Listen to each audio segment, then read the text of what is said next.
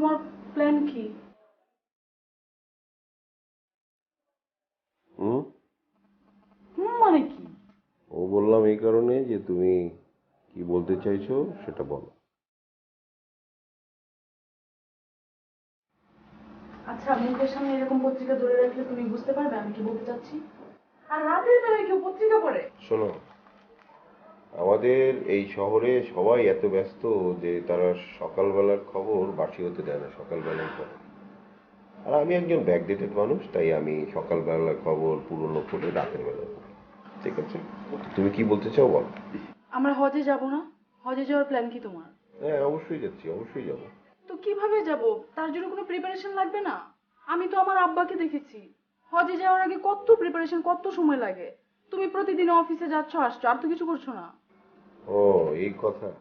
আচ্ছা, তুমি কি আমাকে বিশ্বাস করো না? করি তো। তাহলে লাইটটা অফ করে দাও, বাকি কথা হবে লাইট বন্ধ করো।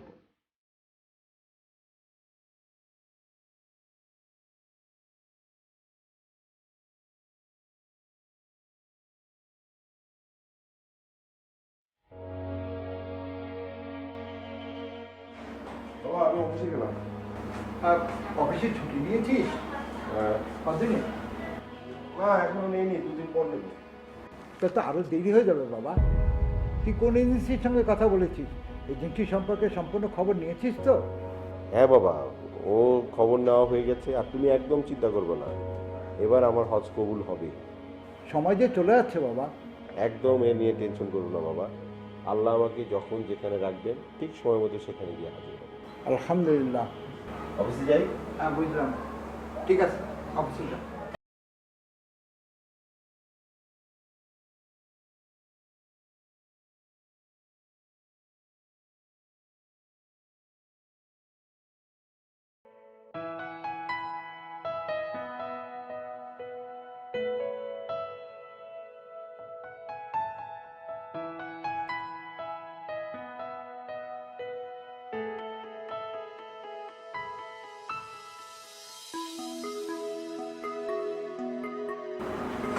কি হলো, চুপচাপ বসে আছো যে? না, তেমন কিছু না। ভাবছি আবেদের কথা। ও যে কি করছে। এখন ভেবে লাভ কি? আগেই বলেছিলাম এখনই হাতে পাঠাবার দরকার নেই। না, তুমি এখনই পাঠাবে। আমি ঠিকই করেছি। এই যুব বয়সেই হজ করতে যাবার হচ্ছে প্রকৃত সময়। আর তাছাড়া ওরও তো হজে যাওয়ার ইচ্ছে ছিল। এখন বুঝতে পারছি না ও কি করছে। মা, আমি একটু বের হলাম। তোর তো আজ অফিস নেই, তুই এবার কোথায় যাস? মা, আমার অফিসের কলিগ সঞ্জীব, ওর মা খুবই অসুস্থ, আজকে অপারেশন হবে। ওর মা হসপিটালে আছে, রক্ত দিতে হবে। ওর মায়ের ব্লাড গ্রুপ আর আমার ব্লাড গ্রুপ একই, ওর মাকে রক্ত দিতে যাব। সঞ্জীব মানে ওরা কি হিন্দু? আর তুমি প্রশ্ন করার সময় পাও না। মানুষের বিপদের পাশে দাঁড়ানোটাই হচ্ছে মূল দরকার।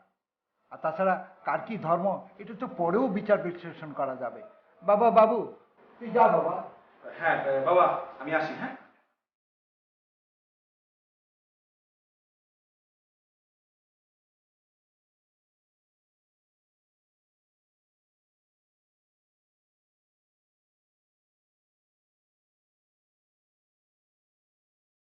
ওরা সব কোথায়? দেরি হয়ে যাচ্ছে না? ওরা তৈরি হচ্ছে। ভাইয়া, ভাবি, তাড়াতাড়ি আসো। আসছে বাবা, আসছে। এই তো আমরা রেডি, এখন বেরোবো। কি রে, তুই এই পোশাকে শার্ট প্যান্ট পরে যাচ্ছিস নাকি? বাবা, পোশাক কোনো সমস্যা না, আর ধর্মটা হচ্ছে পোশাক নির্ভর না, এটা হচ্ছে নিয়ত আর আচরণ, আর ওখানে গিয়ে সব দেখা যাবে বাবা। তবুও একটা কথা তো থাকে। মা, দোয়া করো, 10 দিন পরে ফিরবো। 10 দিনে আবার হজ হয় নাকি? হবে না? হবে। তুই বলছিস কি 10 দিনে হজ হবে? বাবা, তুমি তো জানো আমি কখনো মিথ্যা বলি না, আমি যেহেতু বলেছি হজ হবে, হবে। কিরে, তুই মুচকি মুচকি হাসছিস কেন? না ভাইয়া, এমনি হাসছি, মানে তুমি যাচ্ছ তো ভালো লাগছে। মা, দোয়া করো। বাবা, বেরোনো যায়। আব্বা আম্মা আসি তাহলে আমি। ভাইয়া ব্যাগটা আমি হচ্ছে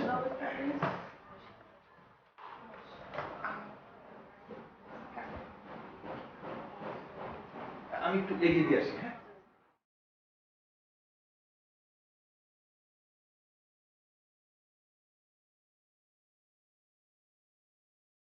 হে পরবর্তীকার, আমার ছেলে ও ছেলের বউকে আপনার দরবারে হাজির হওয়ার জন্য পাঠিয়ে দিলাম, এই যুব বয়সে বৌমা ও আমার সন্তানকে। আল্লাহ আপনি ওদের প্রতি রহমত বর্ষণ করুন, আমিন।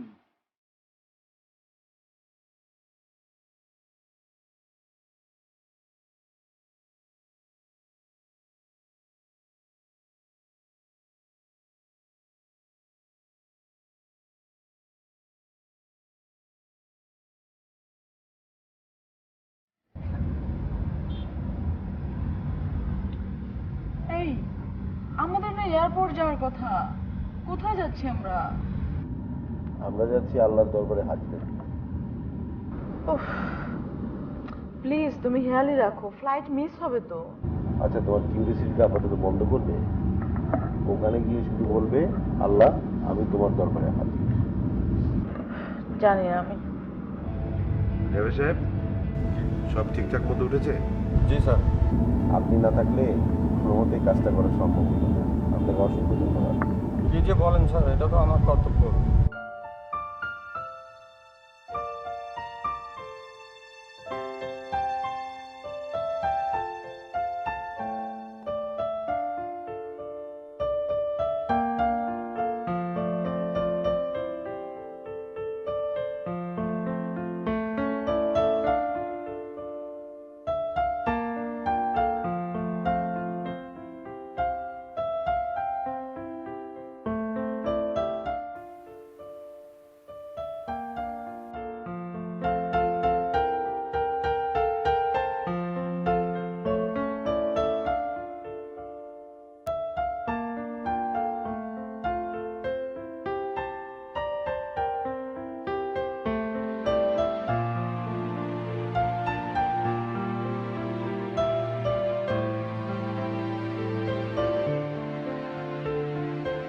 ব্যাপার, তুমি এখানে দাঁড়িয়ে পড়লো কেন? চলো।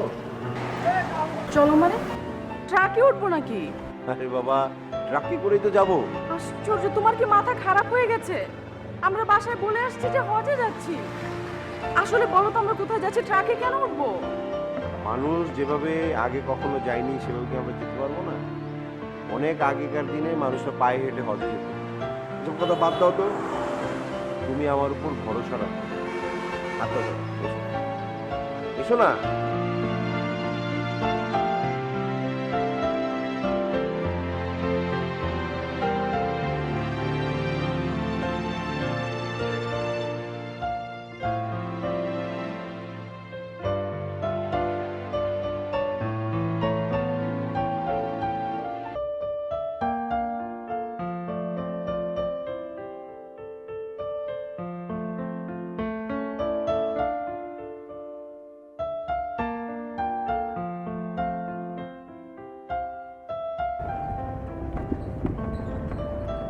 তার মানে কি আমরা ট্রাকে করেই হজে যাচ্ছি?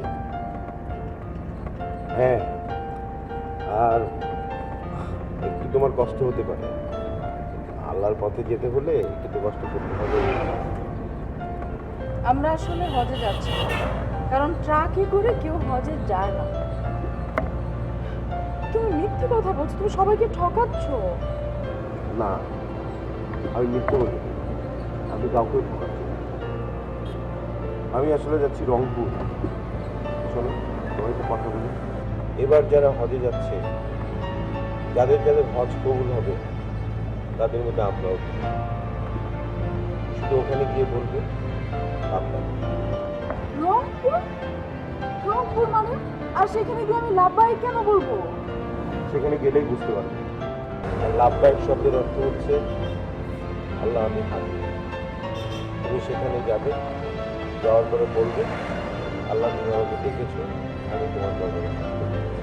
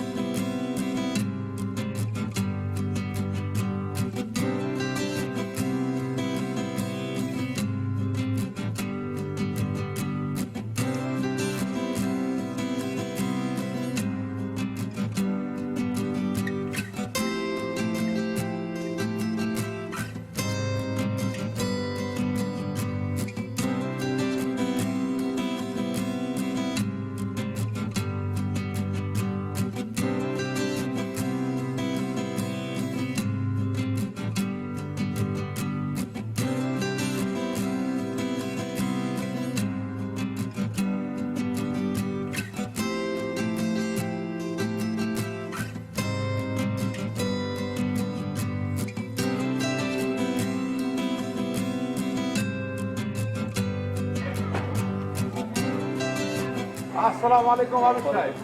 কোনো অসুবিধা হয় নাই তো? না না, আসতে তেমন কোনো সমস্যা হয়। হ্যাঁ, অনেক দূর থেকে আসলেন, অসুবিধা তো হয় নাই তো? দুপুরের কোনো খাওয়া দাওয়া কিছু করবেন না? না, আমার কোনো সমস্যা নেই। ইনফ্যাক্ট শায়লা হয়তো টায়ার্ড, ওর জন্য একটু খাবারের ব্যবস্থা করি। আমি আগে সব বিতরণ করে আসি। চিন্তা করেন না, আমার মেয়ে ফারহানা আছে, সব ভাগ বটা করে দেবে। ও, আমি আসলে ভাগ বাটোয়ারার কথা বলিনি, আপনি কিছু মনে করবেন না। না না, আমি কিছু মনে করিনি। এই ফারহানা আছে, ও সব কিছু বন্টন করে দেবে। এ হচ্ছে ফারহানা, আর ও হচ্ছে ওর ছাত্রী সঞ্জিতা। আমি ফারহানা আপার পার্ট টাইম স্টুডেন্ট আর ফুল টাইম সেক্রেটারি। বাহ, তুমি তো খুব সুন্দর করে কথা বলো। আপনারা অনেক দূর থেকে এসেছেন, আগে বাসে গিয়ে ফ্রেশ হয়ে রেস্ট নেন। না না, আমার জন্য ভাববেন না, আমি আসলে এগুলো আগে বিতরণ করে নিই তারপর। তা হবে না ভাই, আমি ট্রাক পাহারা দিচ্ছি। বাবা, তুমি ওনাদেরকে বাড়িতে নিয়ে যাও। আচ্ছা, যাও যাও যাও যাও। আচ্ছা, বাকি ট্র্যাকগুলোর খবর কি মাত্র স্যার? ওইগুলো ট্রাক নিয়ে তোমার কোনো চিন্তা করা লাগবে না, ওগুলো রাইতের মধ্যে সব আসি পড়বে। এবার চলো বাড়ির ভেতর চলো, আইসো। আপনার আইসো, মেয়ে কিন্তু খুব অ্যাক্টিভ। হ্যাঁ হ্যাঁ হ্যাঁ হ্যাঁ, মা আইসো আইসো আইসো।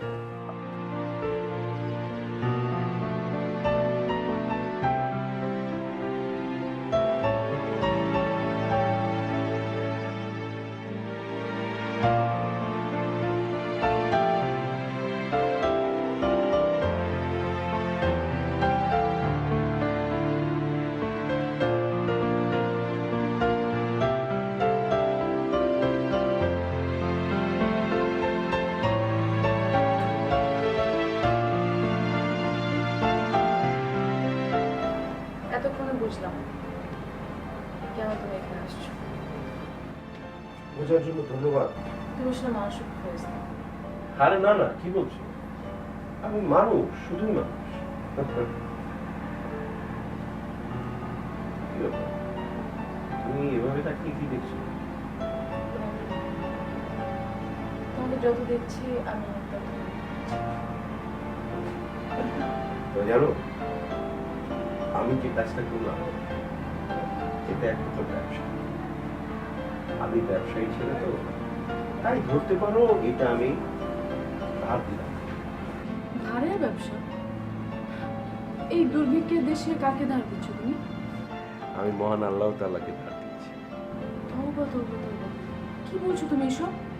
আল্লাহকে ধার দিচ্ছ মানে? আশ্চর্য, তওবা কাটবো কেন? আল্লাহ নিজেই তো আমাদের কাছে ধার চেয়েছেন। তোমার কি মাথা খারাপ হয়ে গেছে? আল্লাহ বলেছেন তাকে ধার দিতে। আশ্চর্য, মাথা খারাপ হবে না। কোরআন খুলে দেখো, সূরা বাকারার 245 নম্বর আয়াতে আল্লাহ নিজেই বলেছেন, এমন কে আছে যে আল্লাহকে দিবে উত্তম কর্য, আর আল্লাহ তাকে দ্বিগুণ বহুগুণ করে দেবে। আশ্চর্য, দেশের এই বিপদের সময়ে কেন এই আয়াত সব মানুষের কাছে পৌঁছে দেওয়া হচ্ছে না? তাহলেই তো বিত্তবান মানুষেরা দরিদ্র মানুষের পাশে দাঁড়াবে। তুমি একদম খাঁটি কথা বলেছো। তুমি ঢাকায় গিয়ে পড়ে দেখো, সূরা মুজাম্মিল আয়াত 20, আত-তাগাবুন 17, আল হাদিদ 11। সেখানে আল্লাহ বলেছেন, আল্লাহকে উত্তম ঋণ দাও। যদি তোমরা উত্তম ঋণ দাও তবে আল্লাহ তোমাদের জন্য তা দ্বিগুণ করে দেবেন। কে সেই ব্যক্তি যে আল্লাহকে উত্তম ধার দেবে, এরপর তিনি তা বহুগুণে বৃদ্ধি করবেন এবং তার জন্য রয়েছে উত্তম পুরস্কার। তাহলে ভেবে দেখো, আমরা যে এই যে সামান্য কিছু মানুষকে দিতে পারলাম, এর জন্য আল্লাহ খুশি হয়ে আমাদেরকে অনেক অনেক অনেক গুণ সওয়াব দান করবেন। আর আজকে যে এটা আমরা করতে পারলাম, এটা শুধু আমার জন্য না, তোমার জন্য। তবে হ্যাঁ, আমি প্রবেশ করছি, আমার এই পুরো সওয়াবটা আমি তোমার হ্যাঁ।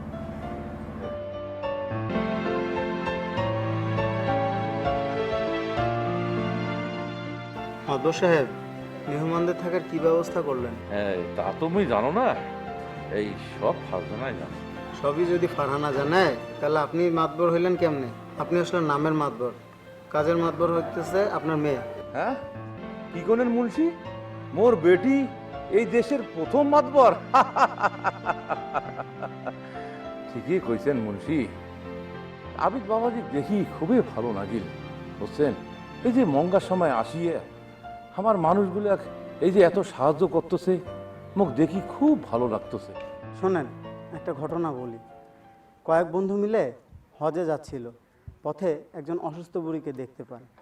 তার মধ্যে থেকে একজন বন্ধু থেকে যান, আর বাকি যারা থাকে তারা হজে গিয়ে দেখেন ওই মানুষটাকে। তাই নাকি? তাইলে তো ওই বুড়ির সেবা করার জন্য ওই লোকটা হয়তো যায় নাই। এই হচ্ছে আল্লাহর কেরামত। এই হাদিসের মানে এই না যে মানুষের সেবা করা হজের মতো সওয়াব।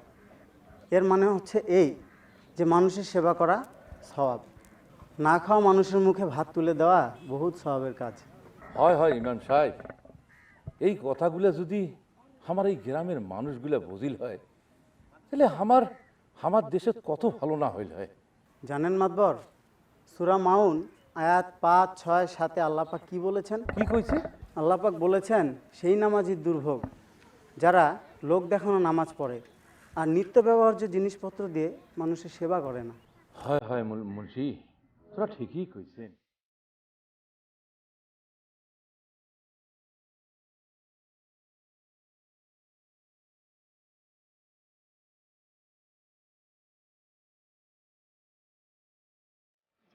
আপনারা কি এই এলাকার? হ্যাঁ, কেন? আচ্ছা, এখানে ত্রাণ দেয়া হচ্ছে কোথায়? আপনাকে দেখে তো ত্রাণ দেওয়ার মতো মনে হচ্ছে না। আপনি কি ত্রাণ দিবেন? দেখুন, আমাকে দেখে কি মনে হচ্ছে এটা আলোচনার বিষয় না। আমি জানতে চাচ্ছি এখানে ত্রাণ দেয়া হচ্ছে কোথায়। আপনি এইভাবে কথা বলছেন কেন? তোমরা আমার এলাকাতে আসি আমাদের সাথে ঝগড়া করছেন। আচ্ছা, আপনি কাকে চাচ্ছেন? আমি আবিদ ভাইয়ের ছোট ভাই বাবু। আপনি আবিদ ভাইয়ের ছোট ভাই? জি। কিন্তু আপনাকে দেখে তো মনে হচ্ছে না। আচ্ছা, একটা কাজ করি, আপনাকে আমরা বাড়িতে নিয়ে যাই, আবিদ ভাইয়ের সাথে আপনি কথা বলেন। আবিদ ভাই যদি আপনাকে আবিদ ভাই ছোট ভাই বলে, আমাদের কোনো সমস্যা নেই। চলুন। জি চলুন।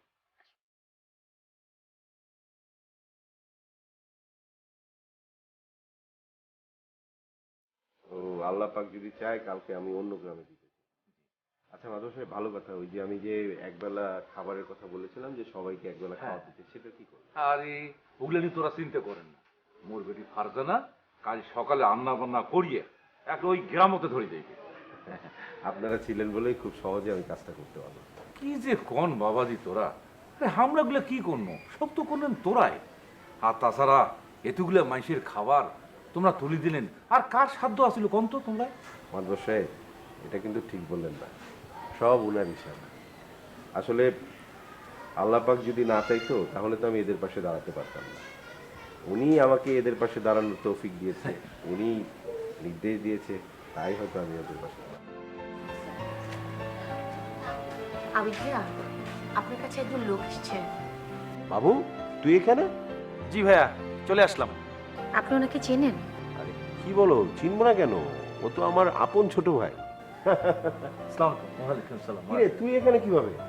ভাইয়া, আমি ড্রাইভারের কাছ থেকে আগেই শুনেছি যে গোপনে তোমরা এখানে আসছো, তাই ড্রাইভারের কাছ থেকে আগেই ঠিকানাটা নিয়ে নিয়েছি। বাবা মা জানে? মানে ভাইয়া, আগে বলিনি, তবে আসার সময় বাবাকে।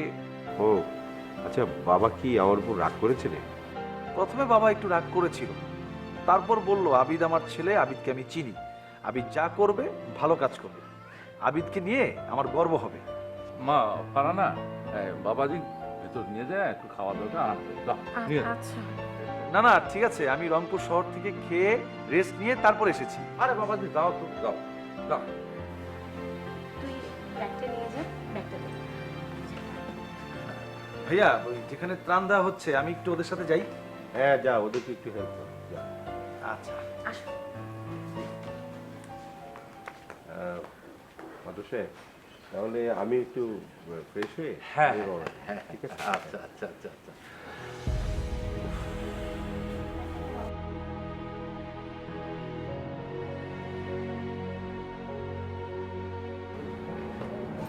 ও, তুমি এখন রেডি হয়নি? শোনো, বাবু এসছে। কি বাবু?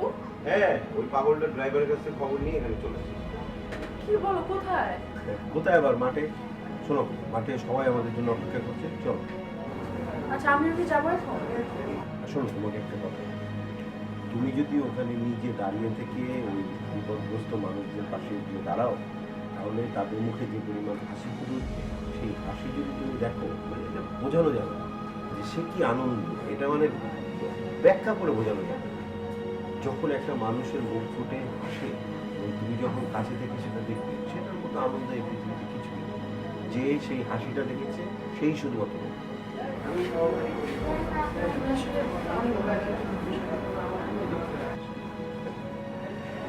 তোমার সৌভাগ্য যে তুমি এরকম একজন ভালো মানুষের স্ত্রী। ও, এখন ভাব নিচ্ছ? আমি আমি তোমার কাছে ভাবনি পছন্দ। আমি তো সবসময় তোমার ভালোবাসা আর তোমার আশ্রয় পেতে কাঙাল হয়ে দাঁড়িয়ে আছি। আসলে আমি তোমার কাছে খুবই খুবই একজন অভাবী মানুষ। ছি, এইভাবে বলো না। ঠিক কেন? তোমার কাছে আমার অভাবী হতে ভালো লাগে। তোমার কাছে ভালোবাসা, এই যে আদর যত্ন, এটা যে ভিক্ষে চাই, এটা কিন্তু আমার অহংকার। আচ্ছা থামবে তুমি? আমি কিন্তু মাত্র চোখে কাজল দিয়েছি, এখন কান্নাকাটি শুরু করবো, আমার কাজল নষ্ট হবে। থাক থাক, কাঁদতে হবে না। বিবাহিত মানুষের মাঝে মাঝে সুখের কান্না কাঁদতে হয়, সেটা সময় মতো। এখন চল তো, চল চল চল। একটু বসো, আমি চলতে বেঁধে আসি। তাড়াতাড়ি বল।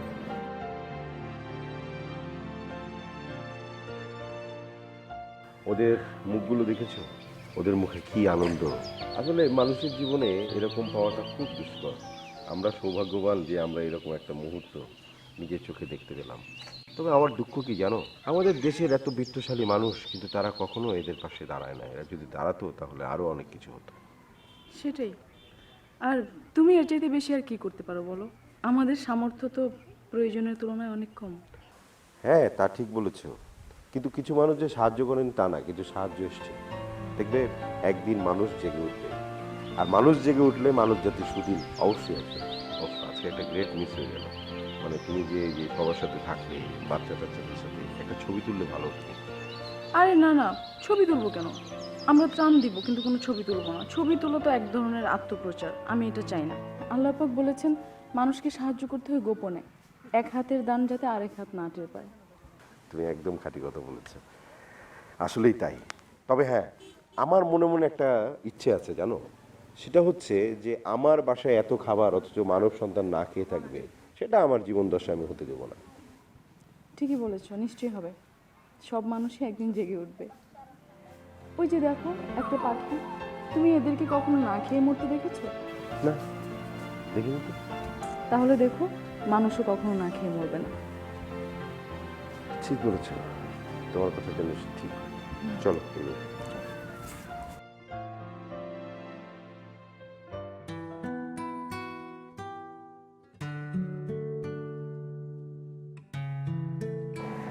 বসে সারাদিন আপনাদের অনেক কষ্ট দিলাম। বাবাজি, আমরা গ্রামের মানুষ, আমার কোনো কষ্ট নাই। আর কয়দিন থেকে তোমরা যে কষ্টগুলো করতেছেন। কি যে বলেন, আমার কষ্ট হবে কেন? আমার তো আনন্দ হচ্ছে। আচ্ছা ভালো কথা, ওই যে কাল সকালে যে মানুষজনের খাওয়ানোর ব্যবস্থা করা হয়েছে সেটা ঠিকঠাক আছে তো? আর ওগুলো তোরা চিন্তা করেন না তো। মোর মাও নক্কি মাও ফারহানা, ওই যে কামত হাত দেয় সুন্দর করে সে কাম শেষ করি ফেলায়। আসসালামু আলাইকুম। ওয়ালাইকুম আসসালাম। আসেন আসেন ইমাম ভাই, আসেন। বাবাজি, এমরা হইল আমার গ্রামের ইমাম সাহেব, ইমাম ভাই। আর এমরা হইল থাক থাক মাতবর সাহেব, তোমার পরিচয় দিয়া মুখ লজ্জা দেন না। তোমার কামের মাধ্যমে তোমার পরিচয় পাওয়া যায়। বিকালে দেখছি কিন্তু কথা বলতে পারি নাই, তাই চলে আসলাম। হ্যাঁ, আমিও আপনাকে স্কুলের মাঠে দেখেছিলাম, অবশ্য তখন আমিও কথা বলতে পারিনি। বাবাজি, কাল এই যে যেটা কোনো ইলিপ দেওয়ার কথা আসলো না, মুই কম কি ওটা কোনো তো অনেক বেধর্মী বাস করে, তা সে এই এখন দূরও বেশি দূরে গেলে ভালো হইলে হয়। মন্ত্র সাহেব, আপনার এই গ্রাম থেকে যে গ্রামটা কাছে সেখানে আমরা সাহায্যটা দেব। তারাই তো আপনার প্রতিবেশী। আমাদের নবীজি বলেছেন, যার প্রতিবেশী না খেয়ে থাকে সে মুসলমান নয়। হক কথা বলেছেন আবিদ সাহেব। আমার বাবা ছোটবেলায় সবসময় একটা কথা বলতেন, যে বিপদগ্রস্ত তার পাশে গিয়ে দাঁড়াও। বিপদগ্রস্ত মানুষটার জাত কি ধর্ম কি সেটা মূল বিষয় না, তোমার আচার ব্যবহারই আসলে মানুষের ধর্মের পরিচয়। বাহ, কি সুন্দর কথা। সবাই যদি আপনার বাবার মতো করে ভাবতো, তাহলে দুনিয়াতে ধর্ম নিয়ে হানাহানি গালাগালি কিছুই থাকতো না। আসলে ইমাম সাহেব, ইমাম সাহেবের মতো যদি বুঝনু হয় তাহলে মুই কি এগুলো কথা কোনো হয়? মুই না বুঝিয়া কয়া ফেলাছ। তা বাবাজি, তোমরা আলা যে এখন আরাম করো, আর তোমার বাবুখানে আমার সালাম দেন, আর এলা যায় আরাম করো গা, যাও। হ্যাঁ, আসসালামু আলাইকুম। আচ্ছা, কালকে দেখা হবে।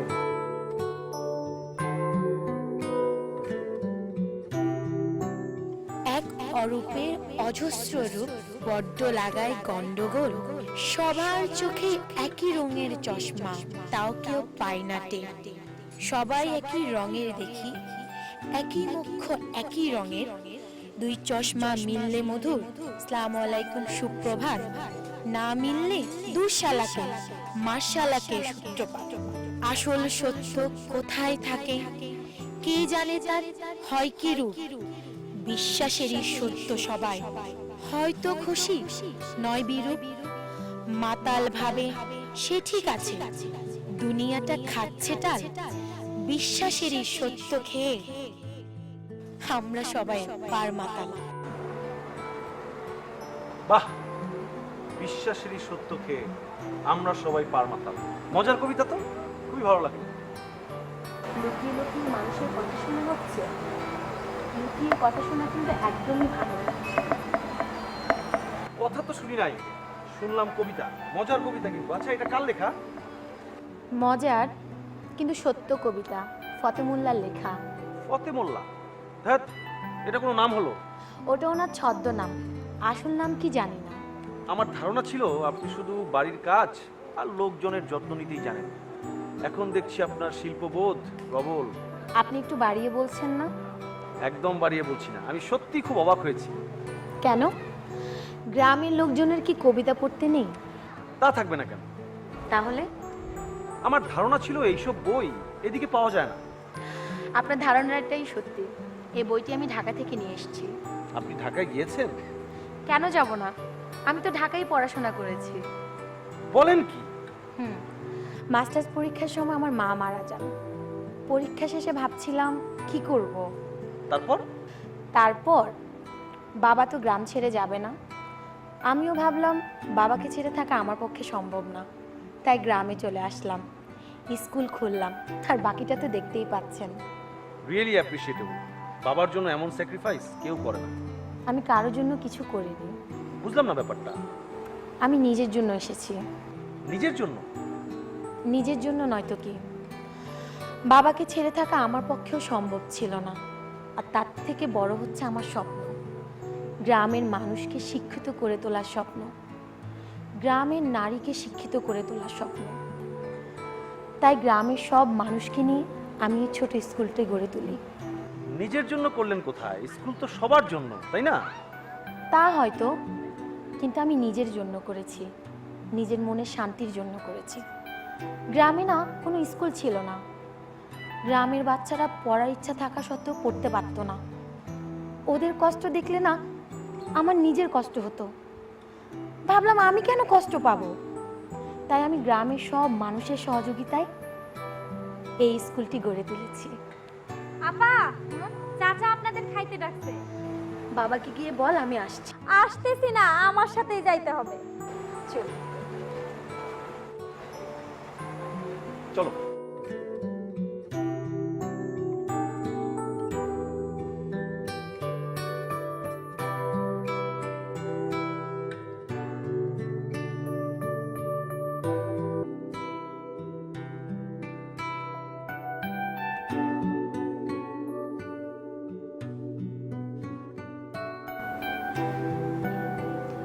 তুমি আমাকে এখানে না নিয়ে আসলে আসলে জীবন ও ধর্মের অনেক কিছুই আমার অজানা থেকে যেত। তুমি ঠিকই বলেছো। আর একটা কথা সবসময় মনে রাখবে, শুধু নিজেদের সুখী আসল কথা না, সমাজের সবাইকে নিয়ে সুখী থাকাটা হচ্ছে আসল সুখ। তুমি ঠিকই বলেছো। আল্লাহ এই পৃথিবীর সকল মানুষকে সমান করে পাঠিয়েছে, অথচ আমাদের এই সমাজ মানুষের মধ্যে ভেদাভেদ তৈরি করেছে। দেখো না, এই গ্রামে কত অভাবী মানুষ, তার পাশাপাশি ফারহানাকে দেখো, বিশ্ববিদ্যালয় থেকে পড়াশোনা শেষ করে মেয়েটা এই গ্রামের লোকজনদের জন্য যেমন শ্রম তেমন মেধা প্রয়োগ করছে। আসলে শিক্ষা নেওয়ার পরে সঠিক প্রয়োগটা খুবই জরুরি। আচ্ছা, ফারহানার কথা বলে কিন্তু ভালো করেছো। আমার একটা কথা মাথায় আসছিল। কি কথা বলো? না মানে ফারহানা মেয়েটাকে তোমার কেমন লাগে? হ্যাঁ, ভালোই তো। হ্যাঁ, মেয়েটার দায়িত্ববোধ আর আচার আচরণ আমি যত দেখছি তত মুগ্ধ হচ্ছি। হ্যাঁ, তুমি ঠিকই বলেছো। এই জামানে এইসব মেয়ে খুব সহজে চোখে পড়ে না। আমি একটা কথা ভাবছিলাম, কিন্তু কি করে যে বলি। কি কথা বলো? না মানে বলছিলাম কি, আমাদের বাবুর তো বিয়ের বয়স হয়েছে, ফারহানাকে বাবুর বউ হিসেবে কেমন লাগবে? হ্যাঁ, কথাটা তুমি ঠিকই বলেছো, তবে বাবু আর ফারহানার মতামত তো নিতে হবে। হ্যাঁ, তা তো অবশ্যই, সেটা জানা যাবে। তুমি তাহলে একটু ফারহানার বাবার সাথে কথা বলো। ঠিক আছে, আমি কথা বলতে।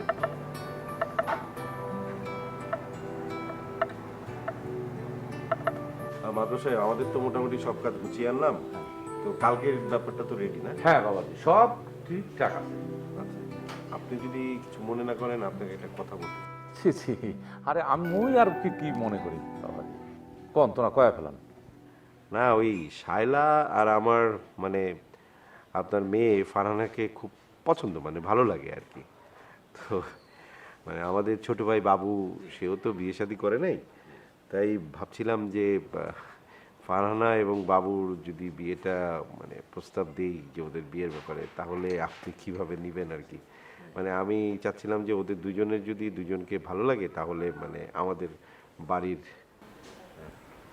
মানে বলছিলাম যে আপনাদের যদি অমত না থাকে আর ওরা দুজন যদি রাজি থাকে, তাহলে আমার ছোট ভাইয়ের বউ হিসেবে ফারহানাকে আমি আলহামদুলিল্লাহ, আর এটা তো খুব খুশির কথা। মোর বেটি ফারহানা তোমার বাড়ির বউ হয়ে যদি নিয়ে যাবার চান, এটা তো মোর খুব শান্তি, মোর বাকি জীবনটা শান্তিতে কাটাইবে। না, ঠিক আছে, আপনার মতামত তো পেলাম। এখন ধরেন যে ওরা তো দুজনই সাবালক, তো ওদেরও তো একটা মতামত নেওয়া লাগবে। আর আমার মনে হয় ওরা দুজন দুজনকে পছন্দ করে, যদি ওরা রাজি হয়ে যায় তাহলেই তো ভালো নাকি। আচ্ছা, ভালো কথা, ওই আমাদের যে আরো দুটো ট্রাক আসার কথা ছিল, ওটা কত দূর? ওই ট্রাকগুলা রাইতো দাসি সব রেডি হইবে, কাল সকালে সবগুলো একবারে আসে পৌঁছে দেবে। রাতের মধ্যে আসলেও কালকে সকালে আমরা হ্যাঁ, সব সকালে বদলে দিবার বাবু। আচ্ছা,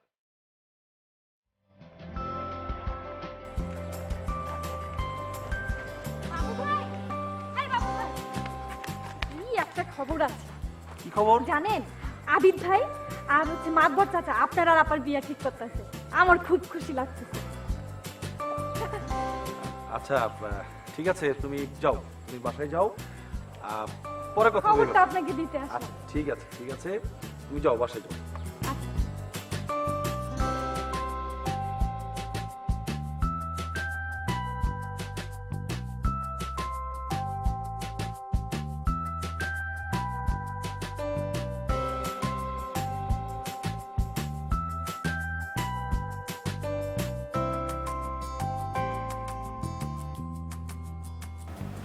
আপনি এখানে? আমি আপনাকে অনেক জায়গায় খুঁজে আসলাম। প্যান্ডেল থেকে চলে আসছেন, না বলে আসছেন কেন? এমনি একটু এদিকে হাঁটাহাঁটি করছিলাম। ও, আমি তো ভাবলাম না বলে চলে গেলেন কিনা। কি বলছেন, না বলে চলে যাব কেন? না মানে আপনার জন্য একটা খারাপ খবর আছে। আমার জন্য খারাপ খবর? কি? আপনার বিরুদ্ধে গভীর ষড়যন্ত্র হচ্ছে। আমার বিরুদ্ধে ষড়যন্ত্র হচ্ছে? কি? সরাসরি বলবো? ভঙ্গিতে না করে সরাসরি বলুন।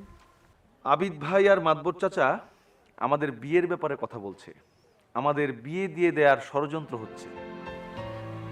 এসব কথা এইভাবে বলতে হয়? আপনি তো বললেন সরাসরি বলতে, তাই সরাসরি বলে ফেললাম। মানে?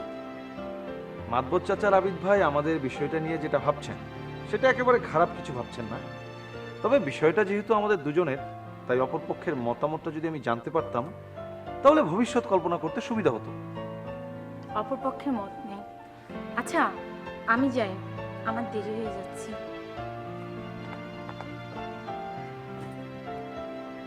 অপরপক্ষ আপনাকে পছন্দ করেছে, তবে আমাকে একটা কথা দিতে হবে।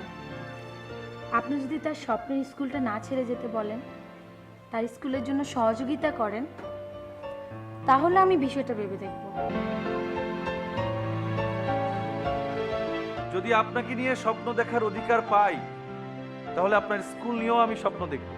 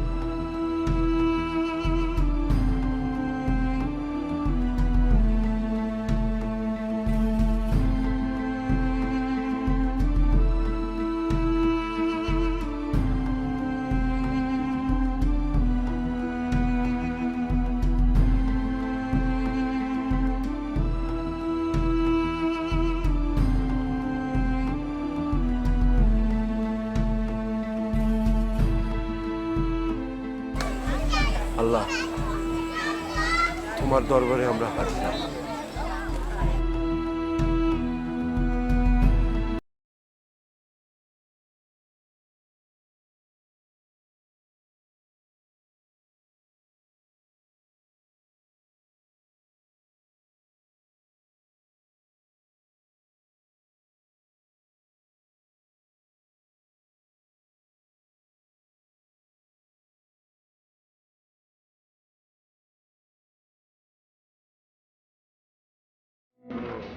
আমি তোর ভালো বন্ধু। একদম ভালো মন্দ বুঝো।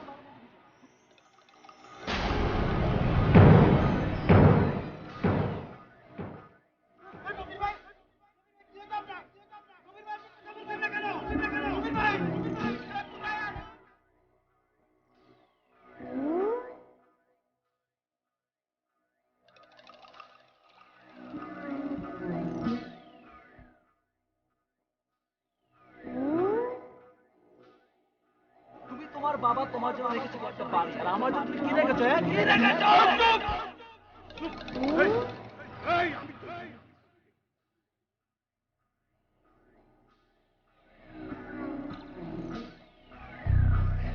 আর কি আমি মরে যাই, তাহলে তো এই সহায় সম্পত্তি বাড়ি ঘর সব তোর হয়ে যাবে। হ্যাঁ, মরে যাও, মরে যাও, তোমার জন্য আমার উজ্জ্বল ভবিষ্যৎ নষ্ট হচ্ছে। তুমি মরে যাও, সেটাই ভালো। কেয়ার অফ বাবা, 100 শহীদ মহসিন লেন। বাবা, তোমার সাথে আমার কোনো দ্বন্দ্ব ছিল না। যেটা ছিল সেটা শুধু দুটি সময়ের দ্বন্দ্ব, দুটি প্রজন্মের দ্বন্দ্ব, যার কোনো সুষ্ঠু সমাধান তুমি বা আমি কেউ করতে পারিনি। আর এর জন্য কি শুধু আমি দায়ী? শহীদ মহসিন লেন, আমাকে মুক্তি দাও বাবা, আমাকে মুক্তি দাও। আমি মুক্তি চাই, আমাকে মুক্তি দিতে হবে, মুক্তি চাই।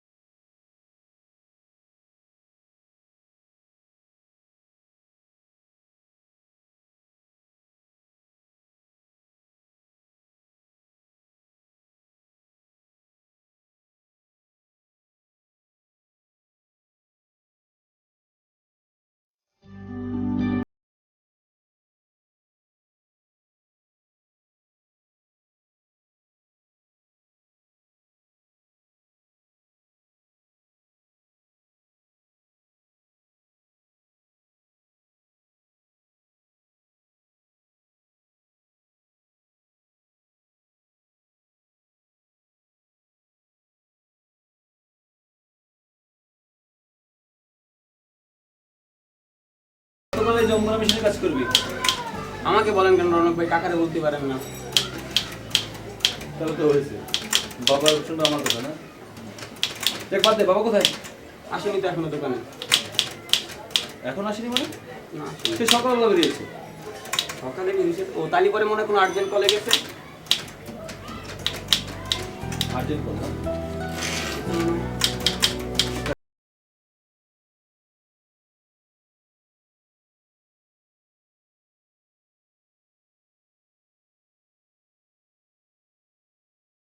তোমার না?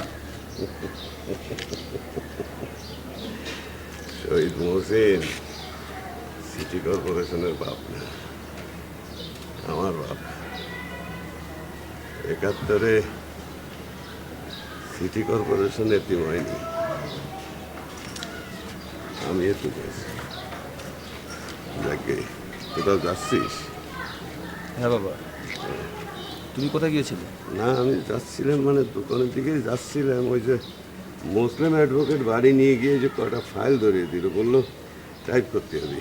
তারপর আবার ওই ফেরবার পথে ওই তোর ওই চাচা আলিম চাচার সাথে দেখা হয়েছিল। সে তার বাড়ি নিয়ে গিয়ে 2 কাপ চা না খাইয়ে ছাড়লো না। নাকি? কোথায় যাচ্ছিস? ওই বাবা একটু পোস্ট অফিসে যেতে হবে, পোস্টাল অর্ডার কিনতে। আচ্ছা, বাবা ওই কিছু টাকা দরকার ছিল। কত টাকা বাবা? তা 200 টাকা হলেই হবে। 200 হ্যাঁ। এই যে।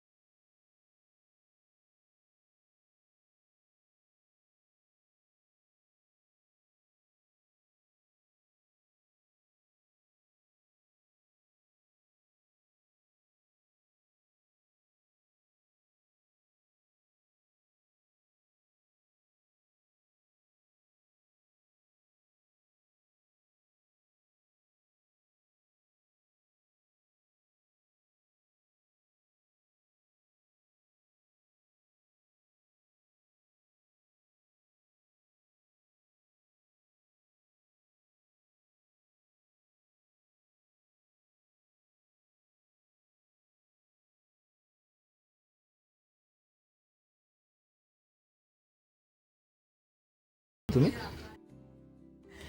অনেকক্ষণ আগে এসেছি, তোমার সামনেই ছিলাম, তুমি বুঝতে পারোনি।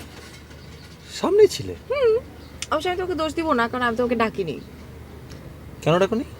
কারণ তুমি প্রার্থনা করছিলে, আর প্রার্থনা করার সময় কাউকে ডিস্টার্ব করাটা ঠিক না। ও আসলে চাকরির অ্যাপ্লিকেশন জমা দেওয়ার পূর্বে আল্লাহ নাম নেওয়া বাবার থেকে শেখানো তো। থাক থাক, হয়েছে, আর লজ্জা পাওয়া দেখানো লাগবে না। অ্যাকচুয়ালি তোমার এই রূপটা আমি আগে কখনো দেখিনি, মিস করতাম।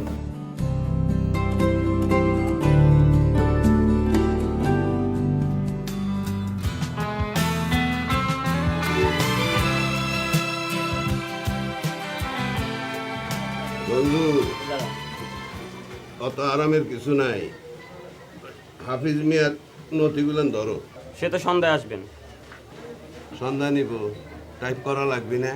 হ্যাঁ, সন্ধ্যায় আলি তা কি দিবে? হাতে কি ধরা দিবে? কচু? দিনকে দিন দোকানের তো কাস্টমার কমছেই। তোমার এত করে বলি দোকানটা কোর্ট কাছারির কাছে নাও, এখানে কাস্টমার আসবো করতে। হ্যাঁ, এখান থেকে তো দোকান তুমি সরাইবে না। হ্যাঁ, এইভাবে কি দোকান চলবো? তুমি যেটা করবা সেটা করবাই। সবই আল্লাহর ইচ্ছা হালিম ভাই। রৌনকের একটা ব্যবস্থা হইলে তো আর কোনো চিন্তা নেই। যতদিন বাইসে আছি দোকানটা নিয়েই থাকতে চাই।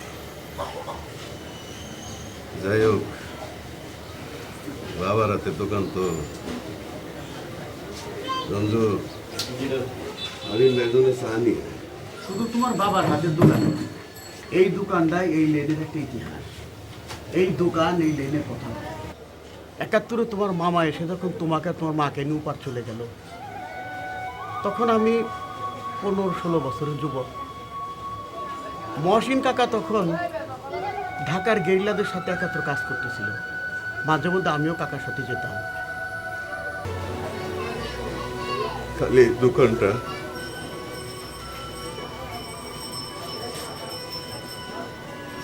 আমার বাবার হাতের দোকানটা। তাই যতদিন বাইসে আছি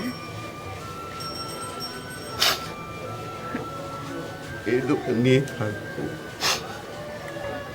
মহসিন কাকা না থাকলে বোধ হয় আমরা কেউ বেঁচে থাকতাম না। এই দোকানটা যখন আসি মনে হয় মহসিন কাকাকে দেখতে পাই। দোকানটা এখানেই থাক, এখানেই থাক। থাকবি, এ দোকান এখানেই থাকবি আমি যতদিন বেঁচে আছি। মামা, মামা, তোমার সব পেপারস দিয়ে আসছি, সব কমপ্লিট। তাই? Many many thanks. ওয়েলকাম। হ্যাঁ রে, তোমার সাথে কথা হয়েছে? কই না তো। বাবা মার একমাত্র মেয়ে তুই, লেখাপড়ার জন্য শহরে থাকিস। তোকে ছাড়া ওনারা গ্রামে কিভাবে থাকে সেটা নিশ্চয়ই বুঝিস। এমনিতেই তোর বাবা অনেক চিন্তা করে, মাঝে মধ্যে ফোনে না কথা বললে চিন্তা আরও বেড়ে যাবে না? আচ্ছা মামা, আমাকে একটা কথা বলো তো, আমি কি এখনো ছোট যে আমার জন্য চিন্তা করতে হবে? সেটাই যদি বুঝতি তাহলে আর এভাবে বলতি না। শোন, তোর বাবার সাথে কথা হলো, কোথায় নাকি এক ছেলে দেখেছে তোর জন্য। ও মাই গড, মামা এটা কি বলছো? তুই প্লিজ বাবাকে একটু ম্যানেজ করো। আমি এখনই বিয়ে করতে চাই না, আমাকে নিয়ে যেন বিয়ের চিন্তা ভাবনা না করে। তার চেয়ে বেটার তুমি একটা বিয়ে করো, এভাবে আর কতদিন থাকবে? আমার কথা বাদ দে, বিয়ে নিয়ে আমি একদম চিন্তা করি না। নাকি বিশেষ কাউকে নিয়ে চিন্তা করিস তুই? তা তো একটু চিন্তা করতেই পারি। আমার ভাগ্নি বিশেষ কাউকে নিয়ে চিন্তা করে না, চিন্তা করতে তো কোনো বাধা নেই। তো মামাকে তো বলবি। ছেলেটা কি করে রে? কি আর করবে, পড়ালেখা শেষ করে জাতীয় চাকরি করে। জাতীয় চাকরি? এখনো বেকার। খুব ভালো চাকরি। তো একদিন নিয়ে আয় না ছেলেটাকে, দেখি তোর বিশেষ ভালো লাগার ছেলেটাকে। সত্যি বলছো মামা? হ্যাঁ। থ্যাংক ইউ মামা।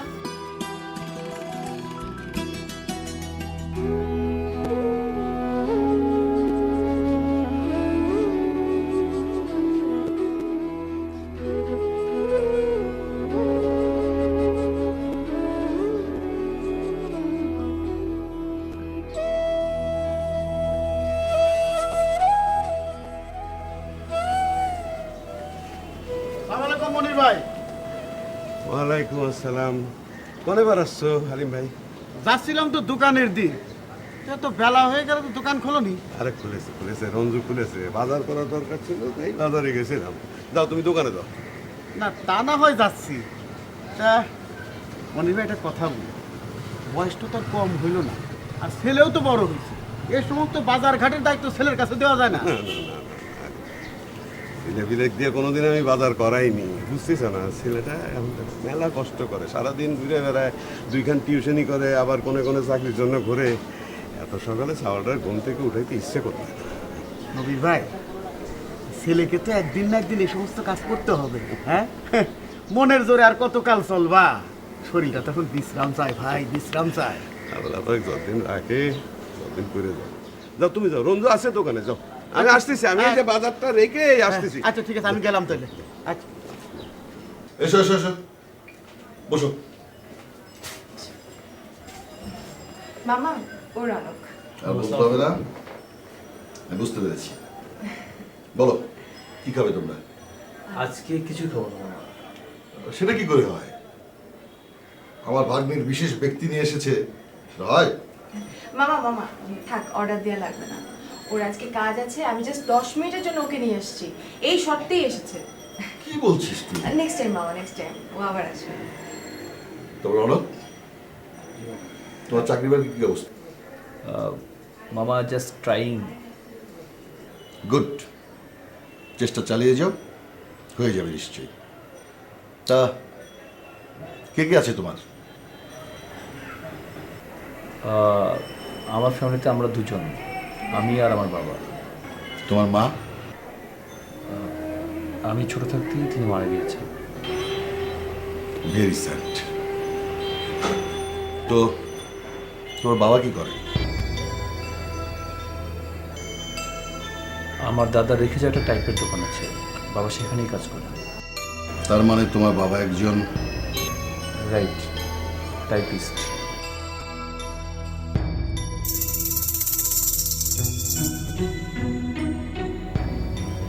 মামা আজকে তাহলে উঠি? Never, never at all. যা বলছিলাম, তোমার থাকো কোথায়? 100 শহীদ মহসিন লাইন।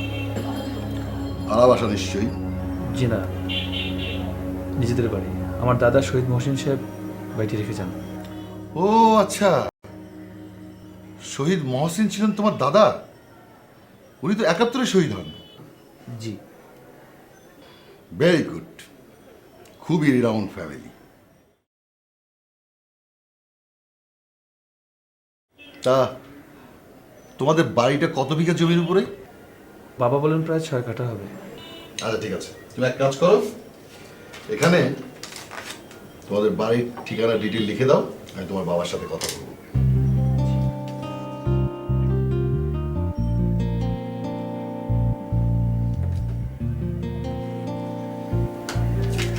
Thank you. জি মামা, আজকে তাহলে একটু উঠি, আমার ইম্পর্টেন্ট কাজ ছিল। শোনো, তোমার যখন মন চাইবে সোজা আমার এখানে চলে আসবে, ঠিক আছে? Thank you.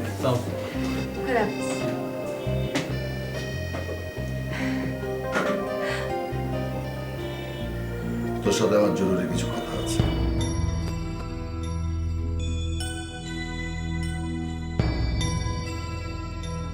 তুই এখন ছোট না যে অবুঝের মতো আবদার করবি। তাছাড়া রণকের বাবা টাইপিস্ট বলেও আমি তাকে ছোট করে দেখছি না, কিন্তু কি করে এরকম একটা ফ্যামিলিতে আমার ভাগ্নিকে তুলে দিই বল? তাহলে সমস্যাটা কোথায়? ভেবে দেখ, তুই যেভাবে মানুষ হয়েছিস, যে স্ট্যাটাসে তুই বড় হয়েছিস, যেভাবে তুই দিন কাটাস, এটা কোনোটাই ওরা বিয়ার করতে পারবে না। একটা বেকার ছেলে, বাবার দিন আনে দিন খায়, কি করে এরকম একটা ফ্যামিলিতে আমার ভাগ্নিকে তুলে দেই বল? তাহলে আমাকে কি সব ভুলে যেতে হবে? সেটাই ভালো নয় কি? সেটা আমার দ্বারা পসিবল না। ওকে, তাহলে এক কাজ কর, রনককে বল ওদের বাড়িটা আমাদের ডেভেলপারদেরকে দিয়ে দিই। সেখানে আমি 10 তলার ফাউন্ডেশন দিয়ে একটা বিল্ডিং করে দিই, আর তোকে আর রনককে একটা অ্যাপার্টমেন্ট লিখে দেব। রনককে বল আমার অফিসে জয়েন করতে, আপাতত 50,000 টাকা স্যালারি দিয়ে শুরু করব। কিন্তু ওর বাবা কি রাজি হবেন? রাজি না হলে তো আমার আর কিছু করার নেই। আমার ভাগ্নিকে তো আর জলে ফেলে দিতে পারি না।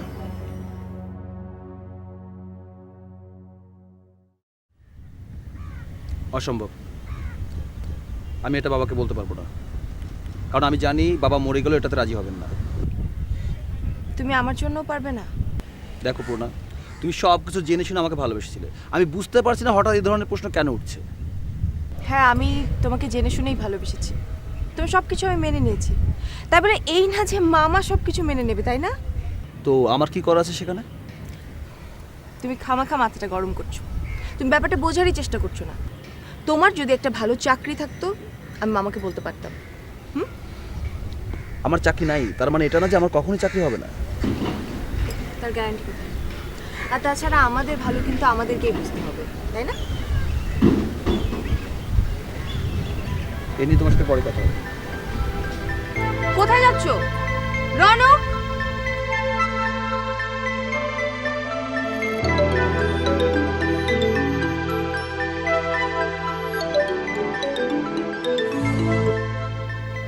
পূর্ণা বল।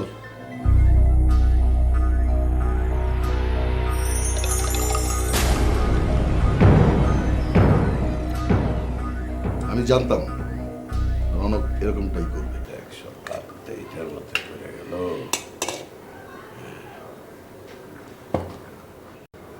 বাবা, সেই কবে থেকে তো আমরা একই রকম জীবন কাটাচ্ছি, আমাদের তো একটু পরিবর্তন হওয়া দরকার, তাই না?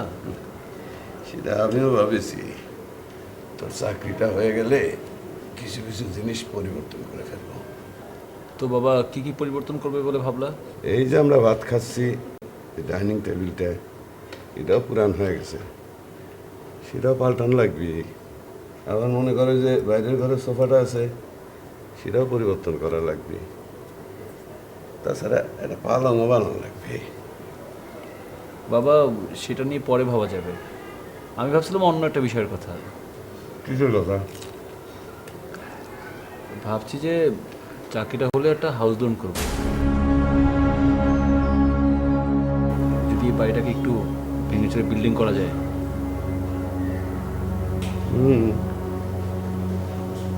সেটা তুমি ভাবতেই পারো, কিন্তু এই বাড়ি তো ভাঙা যাবি না। ভাঙা লাগে অন্য জায়গায় একটা জায়গা জোগাড় করে সেটা ভাঙো।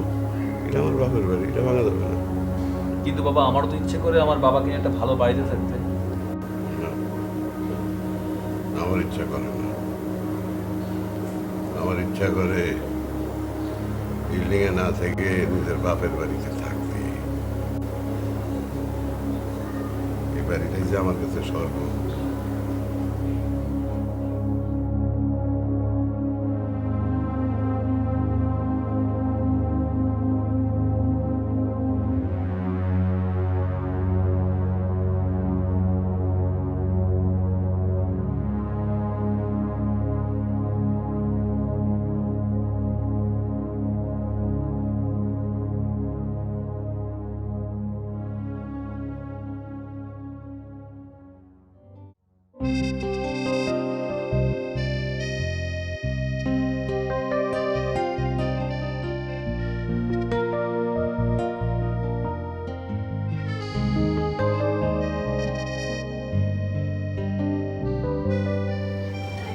কি করাবেন দলিল না পড়তা বাংলা হলে আমি করব, ইংলিশ হলে কাকা করবে।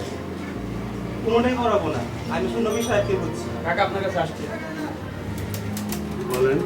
আসসালামু আলাইকুম। যে আমি নবী বললাম। বলেন। রঞ্জু সাবের জন্য চা নিয়ে আয়। যে বলেন, আমারে খোঁজেন কেন? আমাদের কাজটা হলো অসহায় মুক্তিযোদ্ধা পরিবারদের খুঁজে বের করা এবং তাদের পাশে দাঁড়ানো। ও, সে দায়িত্বটাকে আপনাকে সরকারে দেশে? না, দায়িত্বটা আমাদের কোম্পানির। আচ্ছা, আপনাকে কোম্পানির নামটা কি? আমাদের কাজ ডেভেলপ করা। ও, তাহলে আপনাকে কাম হচ্ছে ডেভেলপ করা। আমার কি ডেভেলপ করবেন? এই যে ধরুন, আপনি একজন মুক্তিযোদ্ধা সন্তান, কত অবহেলিত আপনি। একজন মুক্তিযোদ্ধা সন্তান হয়ে এরকম ভাঙ্গা বাড়িতে থাকছেন।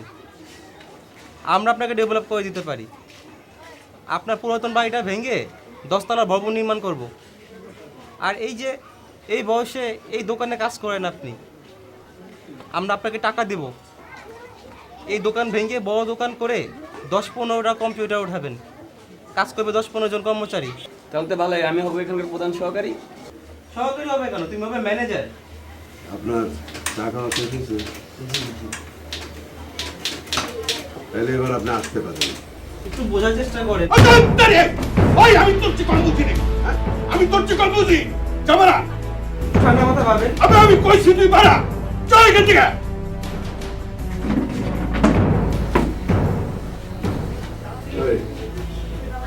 সহকারী হবি না?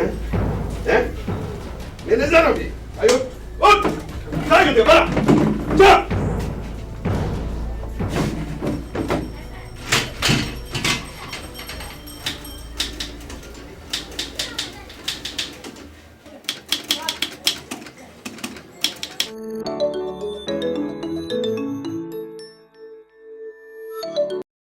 হ্যালো, বলুন সরার সাহেব। টেরা? আচ্ছা শুনুন, আপনি আরো বড় কোনো টোপ নিয়ে যান। সেটা তো যদি না গেলে তাহলে আপনি সোজা চলে আসুন।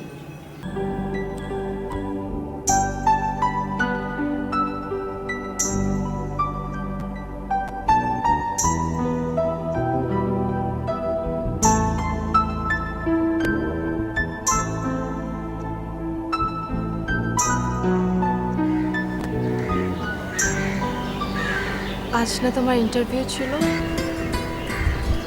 দিয়ে এলাম। রেজাল্ট কি হলো?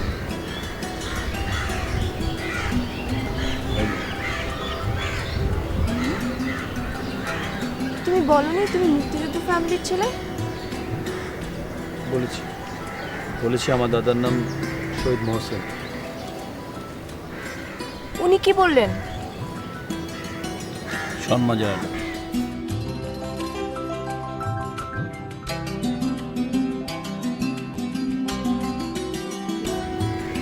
দেখো রনক, আমি তোমাকে ছাড়া আর কাউকে কল্পনা করতে পারি না। তোমাকে ছাড়া আমার বাচ্চা সম্ভব না।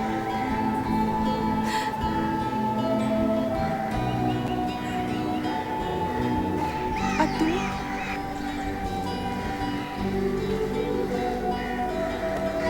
আমার পক্ষে সম্ভব না।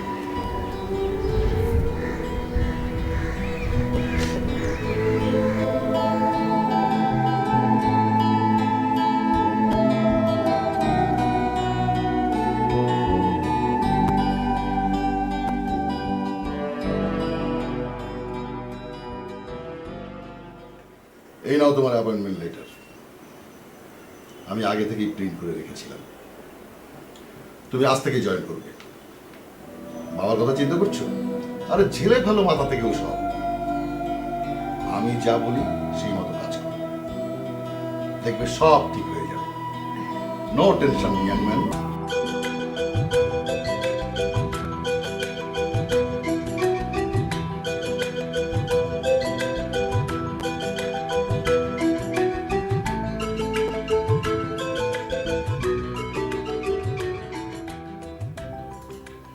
বাবা কি ঘুমোচ্ছ? না রে, আয় আয় ভিতরে আয়। কিরে কি খবর? বাবা একটা সুখবর আছে। সুখবর? কিসের সুখবর? অনুমান করো তো। না আরে চেষ্টা করে দেখো না। এ তোর কোনো চাকরি টাকরি হয়েছে নাকি? কি বলিস? হ্যাঁ, এই তোর চাকরি হয়েছে? আল্লাহ পাক একদিন আমাকে দিকে মুখ তুলে তাকাইছে। এই এই, আমি এখন কি করবো কত? তোকে মিষ্টি খাওয়াবো, ঘরে তো মিষ্টিও নেই। দেখ তো বাবা 50,000 মানে হচ্ছে 50,000 টাকা স্যালারি স্টার্ট করছিস। 50,000 টাকা বেতন, সেটা মেলা বড় চাকরি রে। এই এইটা কোন কোম্পানি? বাবা এটা হচ্ছে একটা ডেভেলপার কোম্পানি, জেনারেল ম্যানেজার।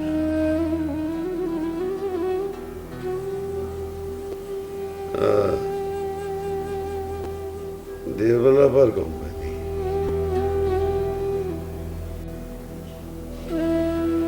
বাবা কষ্ট পাচ্ছ কেন? ডেভেলপারের ব্যবসা তো এখন অনেক ভালো, সারা পৃথিবী জুড়ে এই বিজনেস। আর সমস্ত পৃথিবী যখন এগিয়ে, তখন আমরা কেন পিছিয়ে থাকবো বাবা? তোমার এখন বয়স হয়েছে, নিজের ভালো মন্দ বুঝতে শিখিছ, সে তো খুশির কথা। স্বপ্ন দেখছ, আমি চাই তুমি যে স্বপ্ন দেখেছ এটা পূরণ হোক।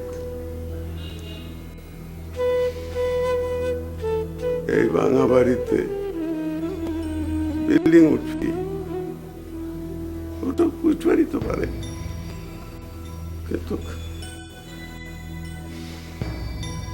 সেটা আমার মরার পর।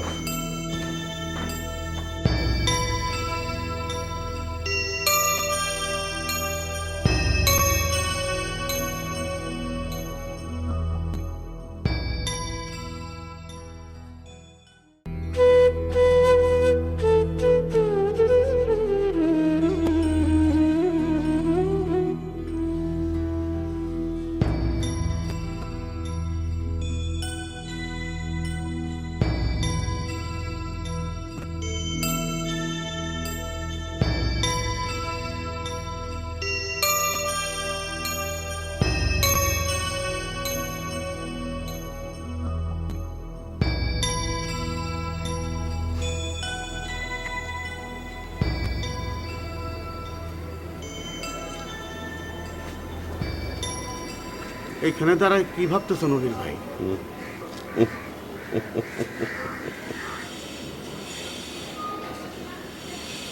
তোমার মনে আছে আলিম ভাই, এই যে এবারের সামনে আমি আর আমার ছোট বোনটা সারাদিন খেলতাম, কত ধরনের খেলা, শিবুরি, কানামাছি,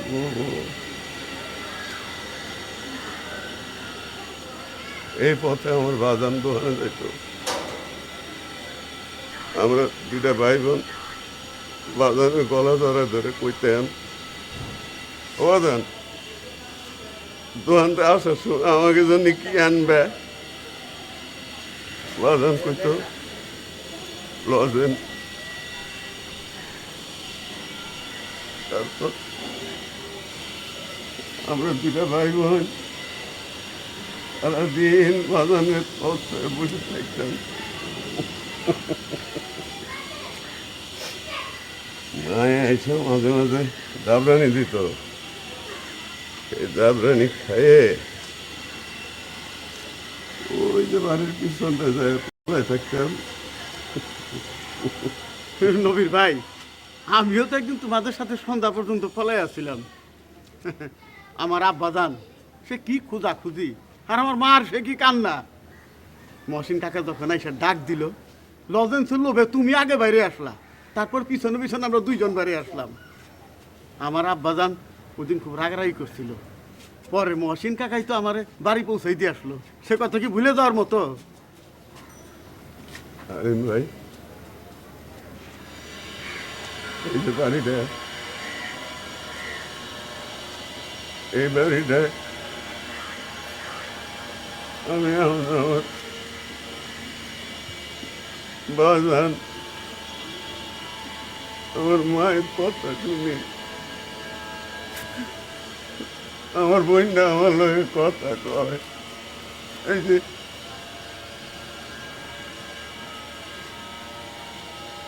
এই বাড়িটা বলে ভাঙা বলবি নবীর ভাই, এনে মস্ত বড় বিল্ডিং উঠবি, নবীর ভাই। মস্ত বড় বিল্ডিং উঠবি। নবীর ভাই,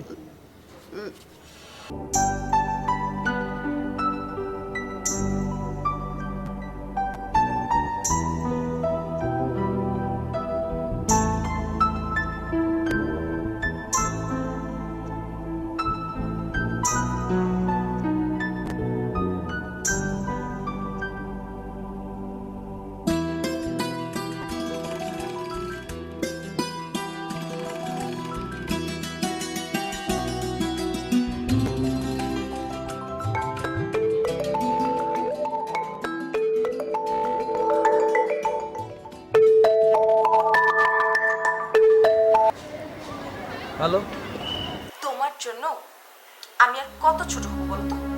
মানে মানে বুঝতে পারছো না? তোমার জন্য মামা আজকে আমাকে যাচ্ছে তাই বলে গেছে। আমিও ভাবছি তোমার মামার চাকরিটা আমার ছেড়ে দেওয়া উচিত। কি?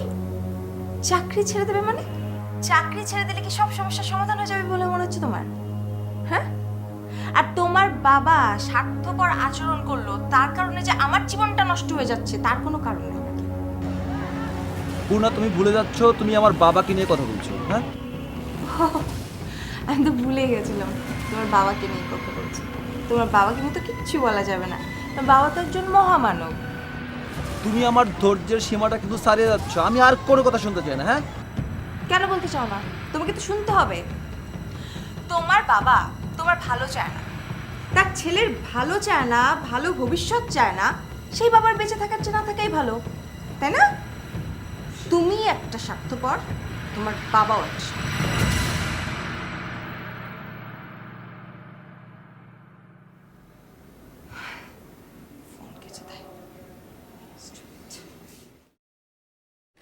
কনক, জি বাবা।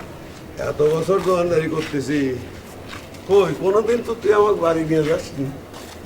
আজ যে বড় বাড়ি নিয়ে যাচ্ছিস। কিছু না বাবা। বাবা, ওই তোমার সাথে একটা ইম্পর্টেন্ট কথা ছিল। কি কথা এখন? বাড়িটা ডেভেলপারকে দিয়ে দাও। আমি তো তোকে একবারই কয়েছি, এ নিয়ে আমি আর তোর সঙ্গে কোনো কথা করতে চাই না। কিন্তু বাবা, তোমাকে এই নিয়ে কথা বলতে হবে, কারণ তোমার এই সিদ্ধান্তের উপর নির্ভর করছে আমার উজ্জ্বল ভবিষ্যৎ। বাবা না না, আমি বাইসে থাকতে এই বাড়ি ডেভেলপারে যাবি না। এই সর। তুমি কেমন বাবা? হ্যাঁ, তুমি কেমন বাবা? তুমি তোমার নিজের ভালোটা বুঝো, সন্তানের ভালোটা বুঝো না? ও, আমি তোর ভালো মন্দ বুঝি না, তাই না, না? একদম ভালো মন্দ বুঝো না। তুমি তোমার বাবা তোমার জন্য রেখেছে কি একটা বাড়ি, আর আমার জন্য তুমি কি রেখেছো? হ্যাঁ, কি রেখেছো? চুপ চুপ। এই এই, আমি তোর জন্য কিছুই রেখে যাইনি, তাই না? তালি আর কি, তালি আর কি, তালি দোয়া কর যেন আমি মরে যাই, তালি তো এই সহায় সম্পত্তি বাড়িঘর সব তোর হয়ে যাবে, তাই না? হ্যাঁ, মরে যাও। মরে যাও। বা তোমার জন্য আমার উজ্জ্বল ভবিষ্যৎ নষ্ট হচ্ছে, আমার সব স্বপ্ন নষ্ট হয়ে যাচ্ছে। তুমি মরে যাও, সেটাই ভালো। এই তুই আমার সাথে, আমার খুব কষ্ট হচ্ছে। তোমার কষ্ট হচ্ছে? আমার কষ্ট হচ্ছে কোথায় সেটা কি তুমি জানো? আমার এখানে কষ্ট হচ্ছে।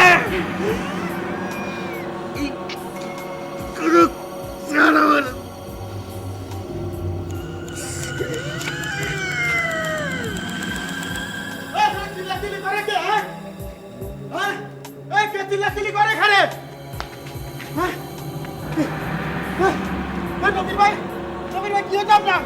নবীর ভাই, আপনি কথা বলছেন না কেন? নবীর ভাই, কে কোথায় আছো? সাহায্য করো। নবীর ভাই, কথা বলো। আশেপাশে কেউ আছো? নবীর ভাইকে হাসপাতালে নিতে হবে। নবীর ভাইকে বাঁচাও, নবীর ভাইকে বাঁচাও, নবীর ভাই, নবীর ভাই, নবীর ভাই।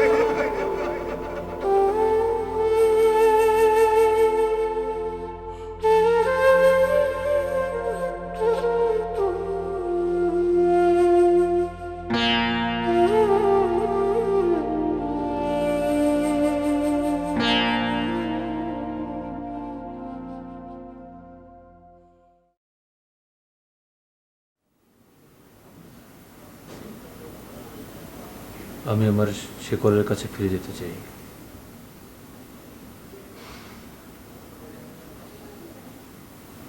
তুমি যে সিদ্ধান্ত নেবে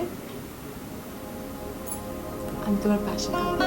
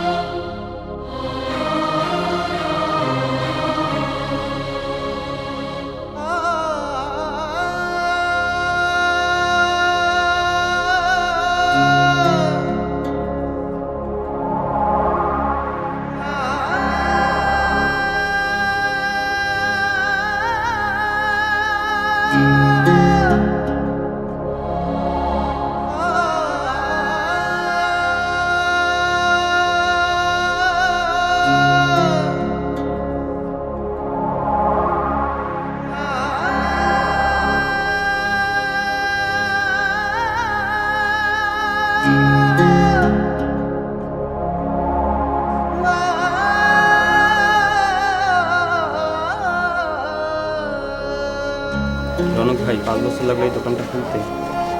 রঞ্জু, তুই আসিস? এখন থেকে দোকানটা প্রতিদিনই খোলা হবে।